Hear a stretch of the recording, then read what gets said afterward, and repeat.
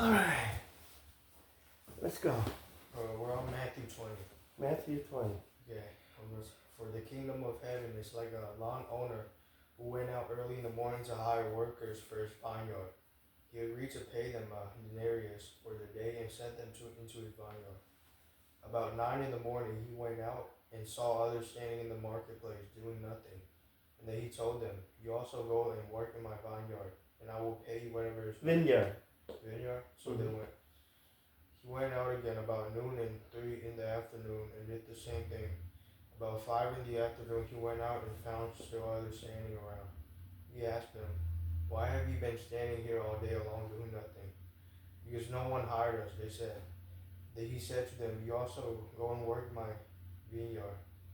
When evening came, the owner... So all these people, he hired to bring in to work for him, but he's going to pay them all the same. Yeah. There's no, he's not going to pay anyone different on the price, even though they were hired at the end. Yeah. And these people are going to ask, why? I mean, like, I work all day. Why am I getting this? The same pay as the guy that just got hired got paid the same. Yeah. Meaning he worked a lot more. He's a little he just don't think it's fair. But then the owner talked to him, said that, "Did we agree to this price?" Yeah. And he said yes. So therefore, don't question me why I pay you this price when we agreed to this price, and the other person I agreed to pay. That's my business, not yours. Yeah. So he's going to compare that. This is what he's comparing to the kingdom of heaven. All those who come to him will be saved and will be paid the same in the kingdom of heaven. Yeah. So therefore, all those who are first will be last. All those who will be last will be first. So basically, everybody in the kingdom of heaven is going to be rewarded equally. Yeah. But there are people that God is going to reward differently inside the heaven. I mean, like, based on their characteristic. That's what God's going to reward them for the thing, like for the faith that they put in. Yeah. Okay, so it's going to be different in the kingdom of heaven. But he's going to pay everybody. Yeah. Everybody's basically he's going to reward everybody. Okay, and you're not gonna feel like you're gonna be stiffed by God. Yeah. Basically, is what he's talking about. And when evening came, the owner of his vineyard said to his foreman, call the workers and pay their wages, beginning with the last ones hired and going on. Good morning. The workers who were hired about 5 in the afternoon came. I'm recording right now. Okay, you want to lay over there? Those who came who were hired, they expected to receive more. No, don't block it, come, Christina. I'm recording. Go over there. Sorry, give me a second. Go here, go. And then you can get more.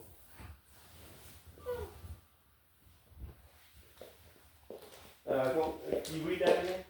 The workers who were hired about 5 in the afternoon came and received a denarius. So when those who came were hired first, they expected to receive more, but each one of them also received a denarius. When they received it, they began to grumble against the landowner. These who were hired last worked only 1 hour, they said, and you have made them equal to us, who have borne the burden of the work in the heat of the day. But so they work harder, is what they said. They spent all day working for him. Yeah. And these people just came in and they're going to get equal pay. Yeah. They don't like that. But then he answered one of them, and then, I'm not being unfair to you, friend. Didn't you agree to work for a denarius? Take your pay and go. I want to give the one who was hired last the same as I gave you. Don't I have the right to do what I want with my own money? Or are you envious because I'm generous? So the last will be first, and the first will be last. Now Jesus was going up to Jerusalem. On the way, he took the 12 aside and said to them, we are going up to Jerusalem, and the Son of Man will be delivered over to the chief priests and the teachers of the law. They will condemn him to death, and they will hand him over to the Gentiles to be mocked and flogged and crucified. And on the third day he will be raised to life. So he's telling his disciples this is what's going to happen. Yeah. he keep preaching to them. He keep telling them this is what the Son of Man is came to do. Yeah. Okay, but they're not listening. So that's why in the end they all get scared and get scattered, and they were like they it's not even in their mind that Jesus is going to resurrect. Yeah. Then the mother of Zebedee's sons came to Jesus with their sons, and kneeling down, asked a favor of him. What is it you want? He asked. And then she said, grant that one of these two sons of mine may sit at your right, and the other at your left in your kingdom. You don't know. So she wants, she in front of all the disciples, she asking that her son will be sit one on the right and on the left in the kingdom of heaven with Jesus. Yeah. She wants him to be, up there with Jesus. But Jesus said, can you drink the cup that I drink? Meaning, are you gonna pay? Can you pay the price that I pay? Yeah. Okay. And she said, like not this. There's no way anybody can pay the price that Jesus paid. But the price that they're gonna go through, it's gonna be similar to what Jesus is gonna go through. And can they be paid? Can they be willing to go through what similar to what he's going through? Yeah. You don't know what you're asking. Jesus said to them, can you drink the cup that I'm going to drink? We can, they answered. And then Jesus said, you will indeed drink from my cup, but to sit at my right or left is not for me to grant. These places belong to those for whom they have been prepared by my Father. Okay, so he responded by asking, can they drink the cup that I drink? Or do you know what you're asking? They're gonna die a similar death as Jesus, go for the price of the gospel. And she said, yes. Okay, so then Jesus said, okay, well, it's not for me to grant what my Father grants. Yeah. So it's not for him to decide what whether that he can sit here or there. Yeah. But can they be willing to go through what I go through? Okay, and she said yes. When the 10 heard about this, they were jealous. They were indignant with two brothers. Jesus called them together and said, you know that the rulers of the Gentiles lord it over them, and their high officials exercise authority over them. Not so with you. Instead, whoever wants to become great among you must be your servant, and whoever wants to be first must be your slave, just as the Son of Man did not come to be served, but to serve. Okay, so even he as the example, even he is the king, the God of the universe. He came to serve us. And the price that he paid, if you look at the Shroud of Turin, he was butt naked. The God of the universe created you, me, and everybody butt naked. Would you be butt naked in front of the public? No. This is the whole world displays for the whole world to see for all generation from the time of that the Shroud of Turin is being displayed. They actually they took out a photo negative, which is a self-image of himself resurrecting naked, so that the whole world can see that he humbled himself to the price where he even allowed them to see his butt naked. Yeah. That's insane. I would be even like I would not feel comfortable even do that. Yeah. But he did it for the whole world. He did it for you. He did it for me. So like when Adam was butt naked in the garden, okay, with Eve, right, before God is telling him, God is saying, don't even worry about it. I'll be butt naked too, okay, in front of the public. Okay, so don't even think, why, the atheists may have been saying, like, why, God is making them butt naked. Yeah. Guess what? We're all butt naked when we come into this world. Okay, and when we leave, we're butt naked too. Okay? So I'm not even ashamed of all that. Butt naked, we created butt naked. All the animals butt naked. So what? Okay? No big deal. Even God, he himself displays of himself butt naked. Yeah. Just so that, the world cannot say that, it's not fair, it's not right. Why God make his butt naked? Well, he himself butt naked before you. Go look at the Shroud of Turin. As Jesus and his disciples were leaving Jericho, a large crowd followed him. Two blind men were sitting by the roadside, and when they heard that Jesus was going by, they shouted, Lord, Son of David, have mercy on us. Okay, remember when in the other gospel, like Luke or John, it said only one man. But why is it in the, this is Matthew would say, why is it two men? Yeah. Okay, so like I said, as an eyewitness, that some will see two, some will see one. You know what I mean? Yeah. But is there at least one? They both see at least one. You agree? So the incident is at least one, but some will see two, because they probably saw two guys. Well, some would, the other guy probably only saw one guy, and he testified just one guy based on which angle he's looking at. But at least that there's at least one, and the incident is at least true, and that Jesus at least he won at least one.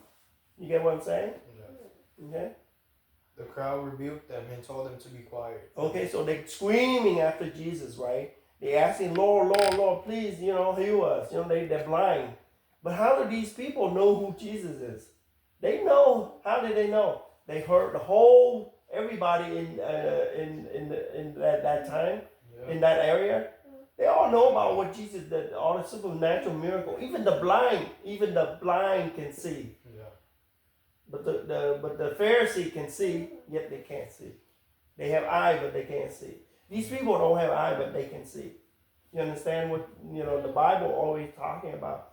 You have eye, but you don't see. Yeah. Okay, so these people have an eye. They heard, they know, they believe in their heart. Just like that lady, she said, if I can just reach out and touch his. I'm recording, okay, huh? Reach out and just touch his garment, I'll be healed. And she was 18 years of blood disease inside her body. But her faith said, if I can just reach out and touch him, I will be healed. And that's what happened. Exactly that's what happened. Yeah. And these people said, they heard Jesus walk by, they screamed. They don't care what people think. They running after Jesus. They know he's God. They know he's going to heal them. Okay? Jesus stopped and called them. What do you want from me? What do you want me to do for you? He asked. And then, Lord, they answered, we want our sight. Jesus had compassion on them and touched their eyes. Immediately they received their sight and followed him. Okay? So, there you go. Just by faith, Jesus asked him, what can I do for you? What do you want me to do? Yeah. We want to see. Well, how do you know that he can make him that can see? Mm-hmm. He know who he is. Okay? He know who Jesus is. He doesn't say, oh, please pray to God. He didn't ask, hey, please pray to God for us to see. Yeah. He said, we want to see. And then Jesus healed him immediately. So this is the story when people passing story around, they say this is God. They're not saying this is a prophet. They want to help. Yeah. So these people know exactly that when they come to Jesus, they know who he is. They don't need, there's no dispute who he is.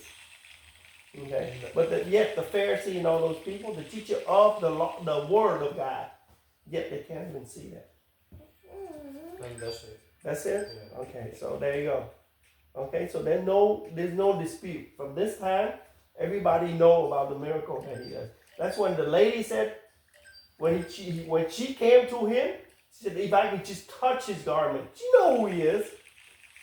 Yeah. She's not, oh, I'm going to go there and ask Jesus, please pray to God so that I can be healed. She go, I just need to touch his garment, I'll be healed. Yeah.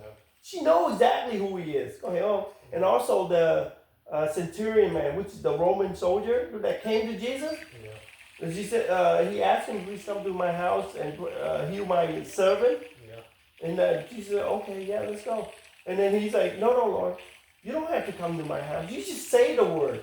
Yeah. I'm a man of authority. I know when I say something, my soldiers go here, they go. I say go there, they go. Do this, they do. Do that, they do.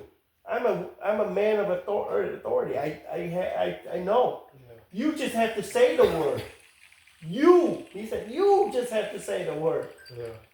The authority is with him. He's God. He knows he's God. Just say the word and my servant will be healed. And exactly that moment, Jesus was amazed. He said, I never seen such faith. Not even the children, like the Israelites, the children of God, the Jew. I haven't even seen all these. No Jew, no Israelite ever even say that such a thing. This is a centurion. He's a Gentile like us, and yet he knew who he is. He said, just say the word. You don't even have to come, Lord. And Jesus was amazed. He said, go home. Your servant is here. And he knows the time, right? He knows that time because in his mind, he's going to go home and see what happened.